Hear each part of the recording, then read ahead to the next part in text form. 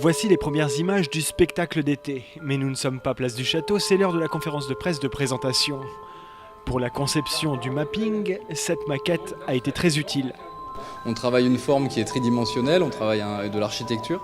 Donc le montrer sur un écran plat, ça rend rarement hommage au travail. Ça nous permet de vérifier à des étapes intermédiaires de la création le bon fonctionnement ou non des visuels et de ne pas le découvrir le jour J.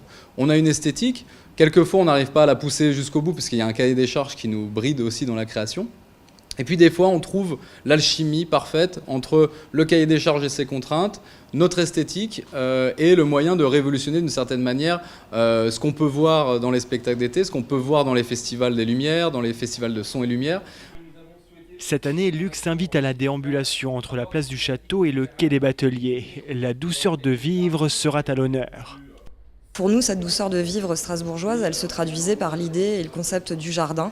Un jardin évidemment qu'on a essayé de pousser un peu plus loin en essayant de l'associer au patrimoine architectural et urbain. Alors nous, on est très heureux que ce soit les Strasbourgeois qui aient emporté le marché, parce que ça prouve que non seulement on a des talents à Strasbourg, et aussi parce qu'évidemment, ils vont mettre dans cette programmation, dans ce spectacle, une sensibilité, une touche particulière qui est la leur, qui est celle de Strasbourgeois amoureux de leur ville et qui ont envie de la faire découvrir aux touristes et redécouvrir aux Strasbourgeois.